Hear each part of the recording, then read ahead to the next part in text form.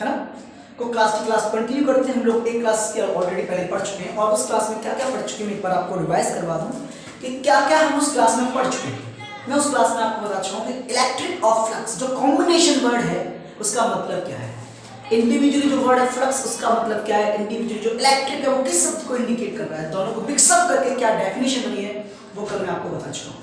मैं आपको बता चुका हूँ इसका formula 5 vector E dot vector A में बता चुका हूँ इसकी SI unit newton metre square पर कूलम और वोल्ट इनटू मीटर। और जो स्पेशली बताया था मैंने आपको वो बताई थी एरिया वेक्टर की डायरेक्शन 2D के लिए और 3D के लिए। स्पेशली क्लास ये स्पेशल इसीलिए बन जाती है कि हम लोग उसमें एरिया वेक्टर की डायरेक्शन सीखते हैं। आज मैं आपको, कल मैंने आपको एरिया वेक्टर के बारे में बताया था, आज मैं आपको एरिया के मैग्नीट्यूड के बारे में बताऊंगा। 5 बराबर वेक्टर E डॉट वेक्टर से ए से आने से एक नया फॉर्मूला बताऊंगा। उस फॉर्मूले पर बोर्ड में सबसे ज्यादा बार आया हुआ क्वेश्चन एक्सप्लेन करूंगा, तो सारे बच्चे कंटिन्यू देखेंगे, मजे करेंगे और ऐसा देखेंगे, ऐसा सीखेंगे कि आप कभी ना भूलें उस कंसेप्ट को। ठीक है, आप उसके लिए कोई चिंता न करें। एक्सप्लेन करता हूँ लास्ट क्लास से आगे वाला टॉपिक। ठीक है, हमने लास्ट क्लास में पढ़ लिया था कि सर आपने पढ़ाया था मैं 5 vector E dot vector A पढ़ा दिया था मैंने आपको, पढ़ा दिया था, बता दिया था मैंने आपको कि इसकी SI unit newton metre square पर कूलम या वोल्ट इनटू मीटर होती है। जल्दी जल्दी में बोल दिया गया होगा मैंने कि भैया फ्लक्स स्केलर क्वांटिटी है ना, फ्लक्स कैसी क्वांटिटी होती है, स्केलर क्वांटिटी होती है, वो भी बताऊंगा कैसे होती है, अभी याद देखिए। तो यहाँ पर तो area is a vector quantity, but मैं बात कर रहा हूँ, आज बात स्पेशली बात कर रहा हूँ what is the magnitude of area vector. मैं मैग्नीट्यूड की बात करूंगा, कौन से कंपोनेंट इसमें काम आता है, वो सारी बातें करूंगा, कहाँ फ्लक्स जीरो होता है, कहाँ मैक्सिमम होता है, किस किस कैसे कैसे कहाँ काम आ रहा है, सारी चीजें बताऊंगा आपको, इसलिए गौर करके देखना, आपको समझ के देखना। तो मैं बात करता हूँ एरिया वेक्टर के मैग्नीट्यूड की, कैसे कौन सा कंपोनेंट काम आएगा हम बात करते हैं, देखेंगे आप लोग। मैं बताता हूँ कि आपके पास ये इलेक्ट्रिक फील्ड लाइंस है नीचे, क्या है आपके पास ये इलेक्ट्रिक फील्ड लाइंस, ठीक है, ये आपके पास इलेक्ट्रिक फील्ड लाइंस है, ठीक है, ये इलेक्ट्रिक फील्ड लाइंस है आपके पास, ठीक है। अब ये electric field lines electric field को इंडिकेट कर रही है भैया, ये देखना, ये कोई क्लोज लूप है जिसके अंदर से ये पास आउट हो रही है, ठीक है, मैं इसको एक्स वाई लेता हूँ ना, ए भी नहीं लेता, एक्स वाई ले लेता हूँ मैं इसको, एक्स और पाई, एक क्लोज लूप के अंदर से पास आउट हो रही है। तो मुझे एक बात बताइए, ये लूप है आपका, लूप के अंदर से सबसे ज्यादा electric field lines pass out हो रही है, इस लूप की डायरेक्शन क्या होगी, परपेंडिकुलर टू द सरफेस, है ना, होगी क्या होगी, ये एरिया वेक्टर की डायरेक्शन होगी कुछ इस तरीके से, है ना, इस तरीके से परपेंडिकुलर टू द सरफेस, है ना। दैट मींस ई भी इस साइड और एरिया भी इस साइड, तो थीटा कितना बन गया 0 डिग्री और cos 0 कितना होता है 1 होता है, बताने कोई आवश्यकता नहीं, लेकिन बता देता हूं तब भी। यहां पर आप ये देखेंगे एक्स वाई के अंदर से सारी की सारी फील्ड लाइंस पास आउट हो रही है, इसलिए ज्यादा से ज्यादा फ्लक्स यहीं पर होगा, इससे ज्यादा फ्लक्स कहीं पर भी नहीं होगा। तो पाई क्या होगा मैक्सिमम, क्योंकि भैया फील्ड लाइंस फ्लक्स किस पर डिपेंड कर रहा है, फील्ड लाइंस पर डिपेंड कर रहा है, उस लूप के अंदर से सारी की सारी फील्ड लाइंस पास आउट हो रही है, तो फ्लक्स भी क्या हो जाएगा मैक्सिमम हो जाएगा, ठीक है। अब मेरा मन कर रहा है, क्या मन कर रहा है मेरा, मैं इसको थोड़ा सा करूं, वो डायरेक्शन उधर दे दी मैं इसकी, ठीक है, ये surface perpendicular to the surface. तो मेरा मन कर रहा है कि इसको ना हल्का सा घुमाऊं मैं इसको, ये ऐसे रखी हुई है, ऐसे, और हल्का सा घुमा दूं मैं इसको, ये इस तरीके से घुमाऊं इस तरीके से, ये घुमा दूं, ठीक है। तो घुमाऊंगा तो देखेंगे आप लोग कुछ इस तरीके से, ये है ना, यहाँ पर एंगल थीटा बन जाएगा आपका, ये मैंने माना ए है आपके पास, ठीक है, ये ए मान लिया मैंने आपका, ठीक है। अब ये आपका बेसिकली बाई मान लेंगे, बाई यहाँ आ जाएगा। तो आप मुझे एक बात बताइए, क्या अब इसके अंदर से, इस एक्स वाई के अंदर से ज्यादा फील्ड लाइंस पास हो रही है, कम पास आउट हो रही है, बताइए आप, है ना, कम हो रही है, हाँ कम हो रही है। अभी मैं और घुमाऊंगा तो और कम, और घुमाऊंगा तो और कम, और घुमाऊंगा तो और कम, और बिल्कुल घुमा दूंगा तो बिल्कुल पास आउट नहीं होगी। इसका मतलब कि सर मैं अगर इसको झुकाता जाऊंगा तो फ्लक्स तो लगातार कम होता जाएगा, क्यों, क्योंकि sir number of field lines come pass out होगी, लूप से कम पास आउट होगी तो फ्लक्स कम हो जाएगा, नॉर्मल सी बात है, बिल्कुल सही बात है। अगर मैं परपेंडिकुलर डालूं इसके यहाँ पर इस तरीके से, यही वाला पॉइंट यहाँ पर अल्टरनेट एंगल बन जाएगा आपका थीटा, तो फिर ये क्या हो जाएगा आपका ए cos थीटा, यानी ये आइडेंटिफाई करेगा कितनी नंबर ऑफ फील्ड लाइंस, कितने एंगल से घुमाए तो कितनी नंबर ऑफ फील्ड लाइंस इसके अंदर से पास आउट होगी। कोई दिक्कत तो नहीं किसी को, कोई परेशानी तो नहीं है। इसका मतलब ये होगा कि फ्लक्स का फॉर्मूला ये हो जाएगा कि फ्लक्स बराबर intensity of electric field lines, that means E, और into the magnitude of area vector, the magnitude of area vector. तो मैग्नीट्यूड ऑफ एरिया वेक्टर क्या हो जाएगा आपका a cos थीटा। तो फॉर्मूला आ गया आपके पास EA cos थीटा। फॉर्मूला क्या आ गया आपके पास EA cos थीटा, ठीक है। ये फॉर्मूला आ गया आपके पास। हालांकि मैं आपको ये भी बता सकता था, इसकी यूनिट लिख लीजिए न्यूटन मीटर स्क्वायर पर कूलम और वोल्ट इनटू मीटर। हालांकि मैं आपको ये भी बता सकता था, इस कंडीशन से भी बता सकता था कि हमने पढ़ा है कि दो वेक्टरों का जो डॉट प्रोडक्ट होता है वो होता है AB cos थीटा। क्या होता है AB cos थीटा। तो मैं बताता था आपको EA cos थीटा भी बोल सकता था, लेकिन नहीं, मुझे समझाना था कि फ्लक्स कहां मैक्सिमम है, जब वो उससे सबसे ज्यादा number of field lines pass out हो रही है और E और A आपस में क्या है पैरेलल है। फ्लक्स कहां पे जीरो होगा कि जब यहां पर इसको इस तरीके से कर दूं, ठीक है, इस लूप को, और वहां पर आपका थीटा कितना बन जाए 90 डिग्री, किस किस के बीच का E और A के बीच का।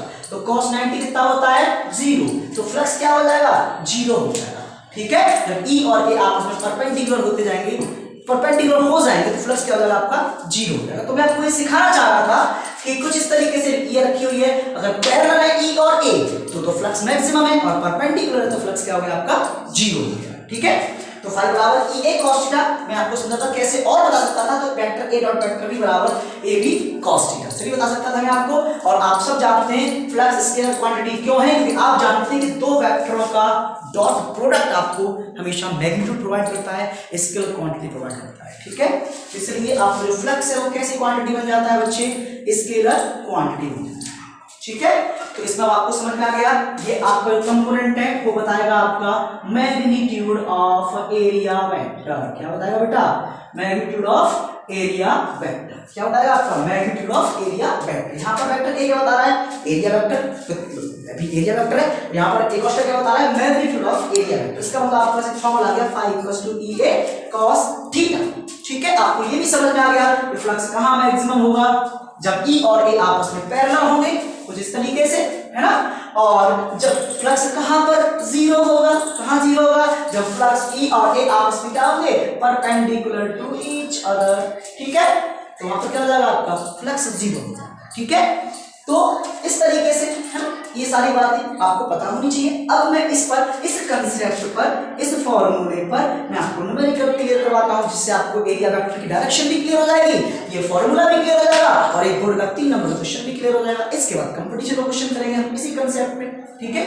तो यहाँ तक कोई दिक्कत किसी को, कोई परेशानी, कोई प्रॉब्लम बिल्कुल भी नहीं होनी चाहिए। आप अच्छे से देख सकते हैं, ठीक है, नोट कर लीजिए, ठीक है। सारे बच्चे क्लियर हो रहा है ना आपको अच्छे से, अच्छा तो ठीक है, आपने नोट कर ही लिया होगा, है ना। इसके बाद मैं आपको बात करता हूँ इसके क्वेश्चन कैसा आता है, इस पर कैसे पूछा गया है बोर्ड में, कैसे कंपटीशन में आता है, वो बात करते हैं इस फॉर्मूले पर, ठीक है। तो बात करते हैं हम लोग क्वेश्चन कैसा आएगा इस पर, ठीक है। तो देखते हैं,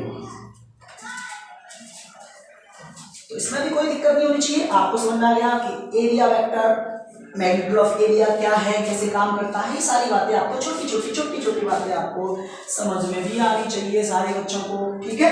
तो बात करते हैं हम लोग किसकी, अब एक न्यूमेरिकल्स की। phi = EA cos थीटा पर न्यूमेरिकल्स कैसे आता है, कैसे पूछा गया बोर्ड में, समझेंगे आप लोग। देखिए आपके पास एक क्यूब है, ठीक है, क्वेश्चन था किताब में मिल जाएगा आपको नंबर से। आपके पास एक क्यूब है जो एक x एक्सिस पर रखा हुआ बच्चे, x एक्सिस कुछ इस तरीके से, ठीक है, कुछ इस तरीके से रखा हुआ बेटा, है ना। आप इसको समझेंगे अच्छे से, ठीक है, एकदम जबरदस्त तरीके से, ये इस तरीके से है, ये इस तरीके से, और ये इस तरीके से, ठीक है। एक क्यूब है आपका जो x एक्सिस पर रखा हुआ है ना। ये आपकी y एक्सिस है बच्चे, और ये आपकी z एक्सिस है ना बेटा। ये क्यूब इस ओरिजिन से a डिस्टेंस की दूरी पर रखा हुआ है, समझेंगे क्वेश्चन। ये क्यूब इसकी ओरिजिन डिस्टेंस से कितनी a डिस्टेंस की दूरी पर रखा हुआ है, और इसकी साइड भी कितनी दे रखी है आपको, a दे रखी है, ठीक है। इसका जो इलेक्ट्रिक फील्ड है, जो यूनिफॉर्म चार्ज के कारण डेवलप हो रहा है, पॉजिटिव चार्ज के कारण डेवलप हो रहा है, वो दे रखा है आपको, ये गिवन है आपको, ये गिवन है। जो E दे रखा है वो दे रखा है आपको कितना बेटा, वो दे रखा है आपको 100 x I के, क्या दे रखा है 100x आई कैप, ठीक है। इसके बाद ये आपको गिवन है और वो रखा है जो आपको a की वैल्यू दे रखी है, यहाँ पर a की वैल्यू दे रखी है वो दे रखी है 4 सेंटीमीटर, ठीक है। तो बताइए आप नेट फ्लक्स क्या होगा, है ना। तो बताइए आपका नेट फ्लक्स क्या होगा जो इसके पैरेलल फेसेस से पास आउट हो रहा है, ठीक है, जो इसके पैरेलल फेसेस से पास आउट हो रहा है, ठीक है। नेट फ्लक्स होती पैरेलल फेसेस। अब इसके पैरेलल फेसेस तो ये हो गए आपके वाले, ये वाले लेंगे हम लोग इस तरीके से। इंडिकेशन दे रखा होगा आपको क्वेश्चन में इंडिकेशन दे रखा होगा कौन से फेसेस हम लोग काम कर रहे हैं, ठीक है। तो मैंने ये मान लिया। अब यहाँ पर पॉजिटिव चार्ज यूनिफॉर्मली डिस्ट्रीब्यूटेड है, ठीक है। अब मैं क्वेश्चन का सॉल्यूशन कर रहा हूँ, आपको फ्लक्स निकालना है, net flux through the distance faces, ठीक है। अब इसका सॉल्यूशन करता हूँ, सॉल्यूशन देखेंगे, इंडिकेशन देखेंगे। क्वेश्चन समझ आ गया ना आपको, क्या क्वेश्चन आपका कि आपके पास एक क्यूब है जो एक्स एक्सिस पर रखा हुआ है, जो इस ओरिजिन से ए डिस्टेंस की दूरी पर रखा हुआ है, जिसकी साइड में कितनी दे रखी है आपको ए दे रखी है, जिसकी इलेक्ट्रिक फील्ड स्ट्रेंथ 100x आई कैप दे रखी है, इसकी साइड 4 सेंटीमीटर दे रखी है। आपको बोला गया है बताइए इनके पैरेलल फेसेस से नेट फ्लक्स कितना पास आउट होगा, ठीक है। निकालते हैं, सॉल्यूशन करते हैं इसका। तो कैसे, अब सबसे पहले पहला स्टेप एरिया की डायरेक्शन देंगे। भाई इस सरफेस के लिए एरिया बाहर की ओर हो जाएगा, इस सरफेस के लिए एरिया इस साइड हो जाएगा। भाई क्लोज लूप है, क्यूब है, 3D है, मैंने बताया। आप इसको समझने के लिए मेरी पिछली वाली वीडियो देख सकते हैं, बहुत मजा आएगा आपको देखने में और अच्छे से समझ जाएंगे कि ये इस साइड और ये इस साइड क्यों हुआ, ठीक है। अब पॉजिटिव चार्ज का आपका ई इस साइड ही रहेगा, ये इस साइड और ये ई इस साइड, यानी ई की डायरेक्शन आप चेंज नहीं कर सकते, ठीक है। तो आपका ई इस साइड और आपका ई इस साइड। अब यहां देखेंगे दोनों के बीच में कितना एंगल बनना है, थीटा कितना बनना है 180 डिग्री। यहां कितना बनना है दोनों के बीच में 0 डिग्री। समझ में आ गया नहीं आ गया, 180 0 डिग्री। मैं इसको राइट फेस बोलता हूं, क्या बोलता हूं राइट फेस, और इसको मैं क्या बोलता हूं बच्चे, इसको क्या बोलता हूं मैं लेफ्ट फेस। क्या बोलता हूं इसको, क्या बोलता हूं मैं लेफ्ट फेस। यानी मैं आपको लेफ्ट फेस के लिए फ्लक्स निकाल के दिखाऊंगा और आपको राइट फेस के लिए फ्लक्स निकाल के दिखाऊंगा, ठीक है। देखिए तो सॉल्यूशन करता हूं, तो पहले मैं काम कर रहा हूं लेफ्ट फेस के लिए कि पहले लेफ्ट फेस के लिए फ्लक्स निकालूं, कितना आएगा तो निकालता हूं। तो फ्लक्स का फॉर्मूला मैं क्या बताया आपको, फाई बराबर ई ए कॉस थीटा, बताया नहीं बताया मैंने आपको। अब देखना कितना इजी क्वेश्चन है, फाई है तो करेंगे आप लोग। ई की वैल्यू कितनी है आपके पास 100x आई कैप। अब बच्चा जैसे ही आई कैप देखता है वो डर जाता है कि आई कैप है क्या भैया, आई कैप है क्या, कुछ भी नहीं भैया, वो डायरेक्शन बता रहा है कि मैं एक्स एक्सिस में रखा हुआ हूं।